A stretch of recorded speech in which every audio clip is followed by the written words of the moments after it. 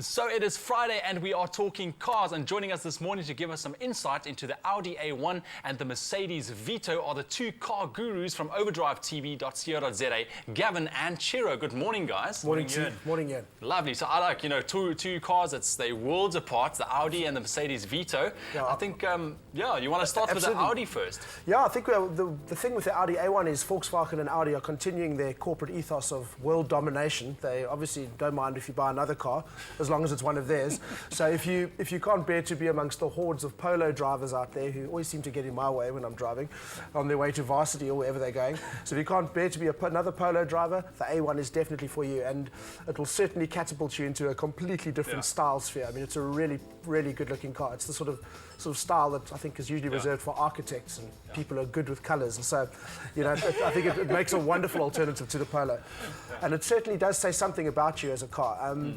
Not quite sure what it does say about me particularly driving it, because I can only speak. I wanted to ask. You drove the Audi A1. You did the Mercedes Vito, but you don't strike me as the Audi A1 guy. You're like more the Vito guy. What's going on? Absolutely, I know. Yeah, we gave Chiro the massive car, and I got the really small one. When Gav gets out of the A1, he makes it look smaller than it is. And when I get out of the Vito, I make it look a lot bigger than it is. It's already a big car. Absolutely, yeah.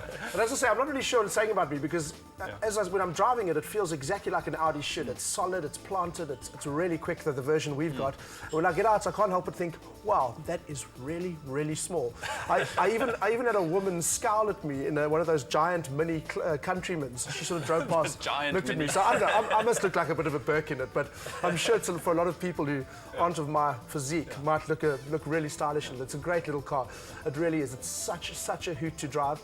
The one we have is the 1.4 TFSI S-Tronic S-Line, which is pretty much the top of the range. You are paying 312,000 Rand for it, for the baby Audi. Is it worth it though? Is it worth it, that money? I have to say it is so much fun to drive. It's solid, it's rigid, it's beautifully built. It's almost a bit too rigid, but that's a complaint Chiro and I have had about a lot of Audis. When you go into a corner, it can feel a bit corrugated, but it all adds up to wonderful handling.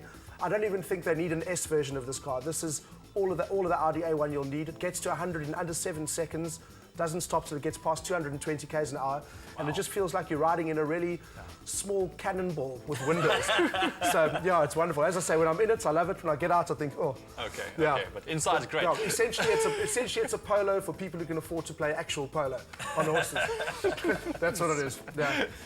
Chiro, and you drove the Mercedes Vito. Tell me about that. Yeah, no, I haven't driven the A1 yet, so I can't comment much there. But the Vito, no, it's a surprising car. It really is. And we had a Kombi growing up. Well, the traditional sort of bread van Kombi. Yeah. My dad cursed its unreliability. Not because it was a Volkswagen. It was just because those cars had their engines at the back. Yeah. So they couldn't be cooled properly. And as technology has progressed now, the engines have moved to the front. And obviously we've got diesel, so that makes it 100 times better and 100 times more fuel efficient. So now you get a car that's basically a tour guide's dream.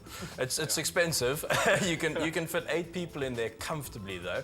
And then, if you can't afford to pay rent at the end of the month, it could double as your apartment. Because it's just huge inside. It really is. It really is, yeah. I mean, also, I don't know, if you're a Roman Catholic soccer mom, maybe, and you've got 6 kids that you need to get around. Going for the whole team.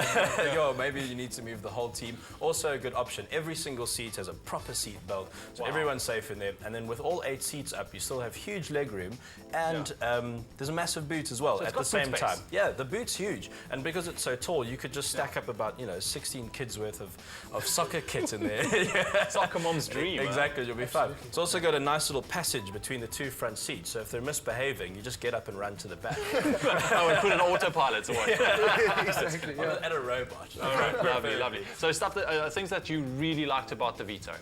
Fuel consumption, amazing. It's called the 116. They're lying again. I don't know why Merck's lying about their engine sizes, but this is actually a 2.2 diesel, and you'll get under 10 to the 100 at least. We've been driving it for over a week now, and we have still more than half a tank of diesel left. So you get all the pluses of having a huge car with the plus of having the diesel economy, which is fantastic. And enough power. Yeah, exactly. It's not slow at all. I mean, it's got that lowered first gear, so first gear feels like it runs out in about half a second, and then once you're through the gears, you're fine. It's extremely comfortable on the road. Road holding is great. I would say the only competitor to this car, if you are interested in something like this, is the VW Combi, the modern one. Great, great car. I haven't driven the Hyundai H1. I've heard good things. Also a big 8-seater, comfortable with the diesel engine.